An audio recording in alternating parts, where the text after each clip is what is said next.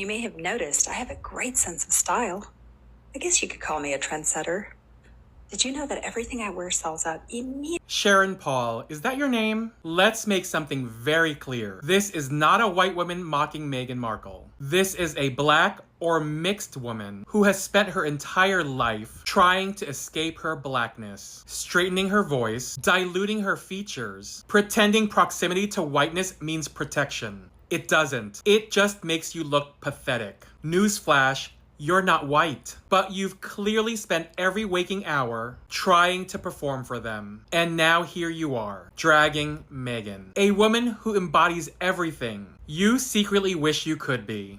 Gorgeous, powerful, loved, unbought, untouched by desperation. Meghan didn't shuck and jive. She didn't sell herself out. She walked into the lion's den of the British monarchy and still left with her soul intact. Meanwhile, you're on TikTok, YouTube, dressed like a 2007 prom reject, begging strangers for clout with a tiara that couldn't crown a cupcake. Let's pause and get academic for a second. Psychologists define your form of mockery as a form of deflection, a defense mechanism rooted in insecurity. People who mock others do it to cover their own inadequacies, their own shame, their lack of identity. It's not a joke. It's projection. It's envy in drag. You mock Meghan because she represents everything you're not. She lives in her truth. You run from yours. She's celebrated worldwide. You're collecting likes from white strangers who'd cross the street if they saw your real life. This is self-harm on display. Every time you open your mouth to come for Meghan, all you do is remind the world how far you've fallen from your own dignity. And let's not dance around it. You should have been swallowed. A glitch in the womb. A what if with no legacy. You will never be white, and you will never be Meghan. You exist in the middle. Forgotten, rejected, unwanted. You mock up because deep down, you know that no matter how much you tap, grin, or grovel, you'll never be seated at any table that matters. So enjoy your 5 minutes of viral shame, because when this is over, and it will be over, you'll still be you, and that's the real tragedy. It wasn't until word started getting out about her making people cry, all their staff resigning. She starts wearing Princess Diana's jewellery. She starts wearing outfits like Diana's. Harry turns into a flog. She had this opportunity to be a princess, right? But she sees more value today in being an influencer. It's ironic that she doesn't want to be a princess, but she wants to be treated like a princess. She still wants people to call her the Duchess of Sussex. She refuses to set foot in the county of Sussex. There are two kinds of people in this world. Certainly there are two kinds of women.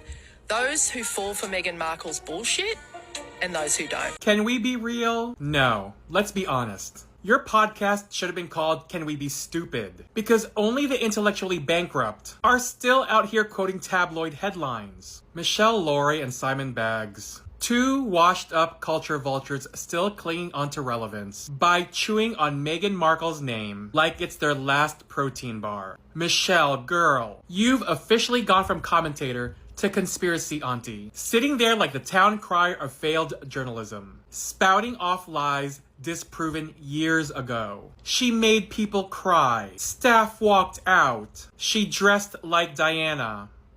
First of all, the only thing you've made people do is hit the unsubscribe button. Second, if anyone's mimicking Diana, it's the woman you refuse to criticize. Kate, copy-pasting outfits like she's submitting a school project late. And Simon, sweetheart, let me not forget about you. You sit next to this woman like a decorative houseplant, nodding along to her drivel like you're waiting for your next cue.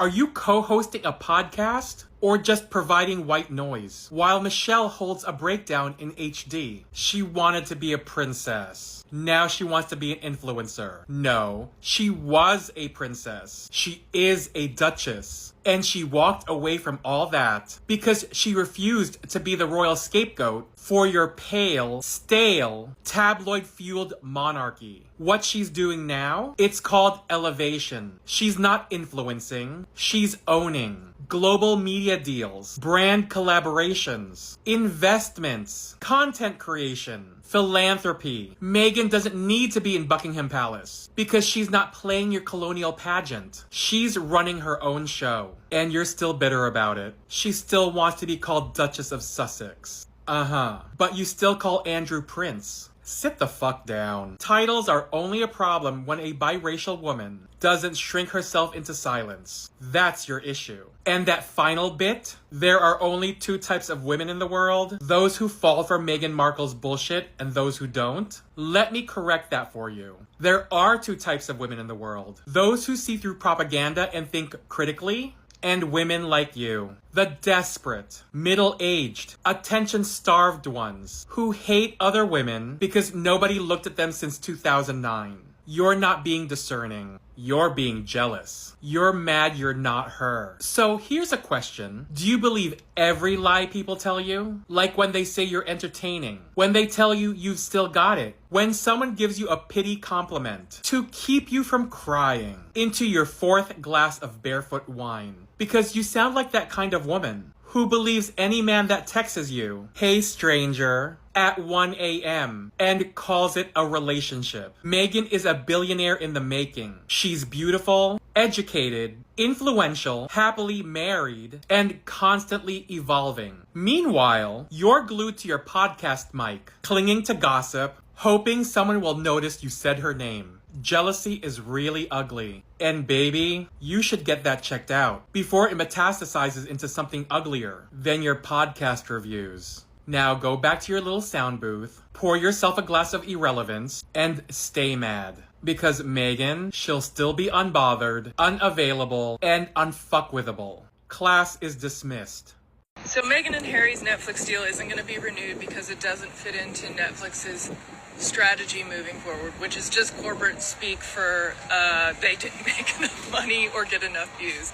Jade, you're the reason why some people should have their Wi-Fi turned off at the source. You don't know what you're talking about, but you're loud, wrong, and proud of it. Let's start with your fake corporate translation. Doesn't fit into Netflix strategy does not mean they flopped. It means they're restructuring. The Obamas are affected. Higher Ground is affected. Major content creators across the board are affected. But you wouldn't know that because you get your business news from The Sun. A tabloid so unserious it makes TMZ look like the Financial Times. Netflix publicly announced they were undergoing a broad content shakeup. And that restructuring, it comes with actual consequences, like people getting laid off, departments being downsized, contracts being reevaluated across the board. But I guess empathy isn't your strong suit, Jade. You're too busy hoping Meghan and Harry fail to even consider actual jobs are being lost. So, while you're foaming at the mouth over speculation and recycled headlines, real people are navigating career changes. But that's the kind of person you are. Gleeful about someone else's perceived downfall, even if it means others suffer. And let's really get into how dumb you sound, Jade. The People magazine article you're so proudly citing, it's not original reporting. It's recycled garbage from The Sun. Yes, The Sun. A tabloid so notoriously trashy, they were caught illegally hacking phones. They've paid out millions in settlements. They've called African immigrants cockroaches. They publish racist headlines about Meghan. They printed nude photos of Harry without consent. That's your trusted source? That's what you're quoting like it's a brief from the World Economic Forum? You're out here regurgitating bottom-tier tabloid bile like it's Pulitzer-worthy. And honestly, it's pathetic. You're dragging With Love Meghan like it was meant to be Stranger Things. It's a lifestyle series, Jade. Do you even know what that means? It's not designed to chase explosive ratings. It's meant to showcase taste, curation, and influence. But of course, you don't get that because you think everything is about popularity contests and follower counts. You genuinely sound confused about how media works, and it's honestly painful to watch. You think you ate with that weak commentary, but all you did was announce to the world that you don't understand target audience, brand development, or strategy. You're really not smart. You're just embarrassing. You're mocking her lifestyle brand like it's some kind of sad backup plan. Let's deal in facts, Jade. As ever, launched with no paid promotion, no press rollout, and no official release, and still pulled nearly 600,000 followers off a soft launch and a few Instagram stories. Meghan sent out hand-packaged samples to friends like Serena Williams, Chrissy Teigen, and Tracy Ellis Ross, not to mention Oprah, and the internet went into a frenzy. You don't understand the brand because it's not speaking to you. It wasn't made for people who spend their afternoons hate watching and guessing engagement numbers like it's a personality trait. You're on the outside looking in. And about the Lemonada podcast, Confessions of a Female Founder, it's been out, Jade. And it featured powerful women like Whitney Wolf of Bumble, Jamie Kern-Lima of It Cosmetics, Heather Hassan of Figs, Sarah Blakely of Spanx, and Tina Knowles. Yes, Beyonce's mother. These are women who build legacies. But I wouldn't expect you to appreciate any of that, because you don't sound like a girl's girl. You sound like bitterness in cheap lip gloss. And it's not cute. And let's be honest, you'll never be featured on a podcast like hers anyway. Meghan only interviews women who've built something. What exactly have you done, Jade, besides complain? And your idea about a Princess Diana documentary? Already done. It's called The Me You Can't See. Executive produced by Oprah. You know, Meghan's friend. Covered Diana's legacy, Harry's grief, and mental health advocacy. Again, you'd know that if you ever stopped talking and actually watched something before commenting. And Jade, out of curiosity, did you peak in high school? Because everything about your delivery screams bitter, mean girl who never grew up. You still sound like you're sitting in the back row of 11th grade, passing notes, and pretending that makes you relevant. It doesn't. And while we're here, when was the last time you looked in a mirror and saw joy looking back? You've got the expression of someone who just lost an argument at the DMV permanently. And you ending with, poor Prince Harry. That man married the love of his life, has 2 beautiful children, lives in a mansion in Montecito. Meanwhile, how's your love life, Jade? Found someone willing to commit yet? Or are you still scaring off men with that personality, built entirely on bitterness and recycled tabloid headlines? Prince Harry is building generational wealth and generational healing. You're building comment drafts and unpaid opinions. He's not the one who looks miserable. You are. And it shows.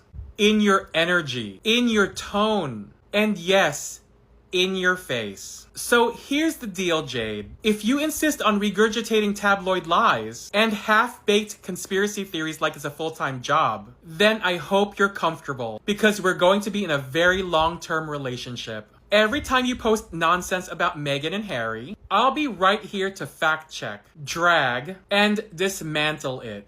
Again, and again, and again. I've got time. Do you? Hello my people, Lady Rosie here. How y'all doing? All my new subscribers, you're welcome. And my returning subscribers, y'all know I love you.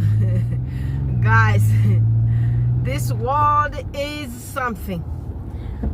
When you just sit around coming to watch their royal success, and then you find the news. So apparently back in the day, before Mambolina got married to this Prince Bully, the grandmother told William, you do not have to rush in this. Even the father said that. This one, the cheater, sausage finger, Charlie boy. He told the guy, my boy, don't rush into this thing here. The queen said, Mambolina need to find a job. Mambolina need to have a curriculum vitae et CV.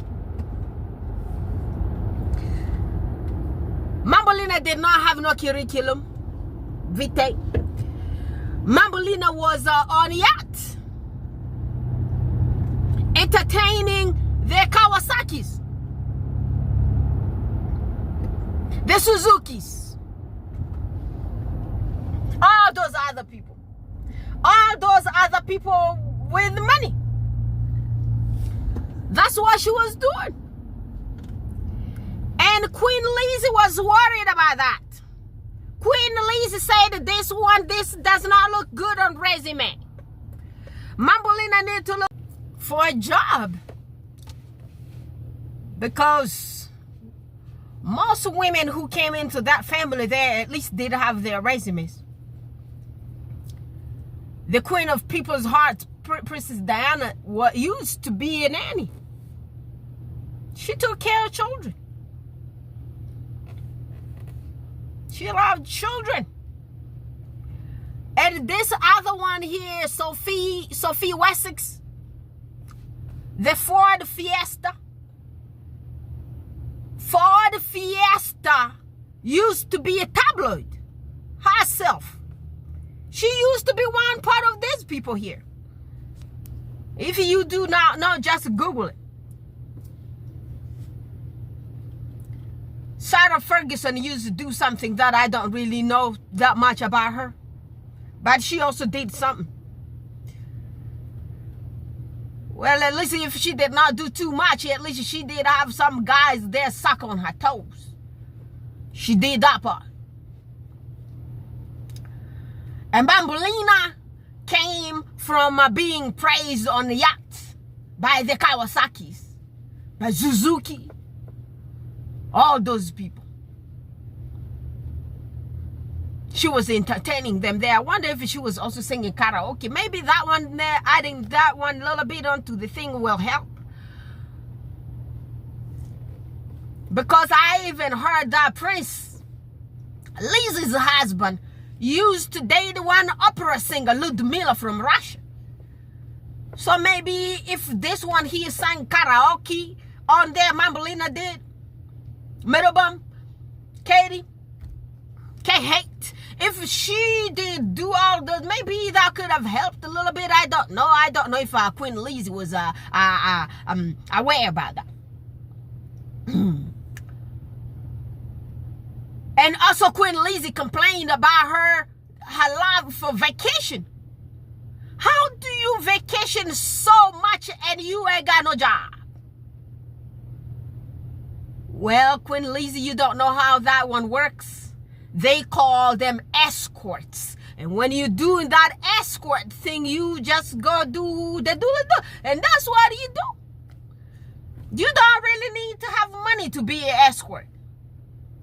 You just take all those yachts where those people go to Saint-Tropez, where they're going on an open sea, or on a Virgin Island, you name it, in the Caribbean. Well, they go there every single day with them escort girls. And it's a lot of them. It's not only this one, Mambolina. It's not just Kate Middleton. Guess what? Kate Middleton's friend actually rented a yacht. I don't know if she purchased it. That best friend of hers, they used to be friends in college, and they used to be like in drinking group together. That friend actually opened an agency for escorts on the yacht. Not too long ago, I believe it's approximately a year ago, it was on news around here, around Daily Fair. So Mambolina's best friend opened a brothel on a yacht. And apparently she's the one who used to hang out with Mambolina on those yachts when they were young in college. So Queen Lizzie's concerns were legit. Mambolina never wanted to work. She just wanted to be on those yachts. I wonder how Bulliam is feeling about that. Mambolina is probably having flashbacks about everything that she used to do with them Kawasaki's there, them massages, them baths.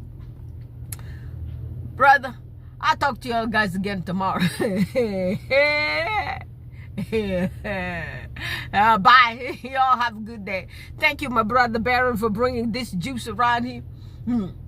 So I read all those, and I did send the screenshots for y'all guys to read at your own risk.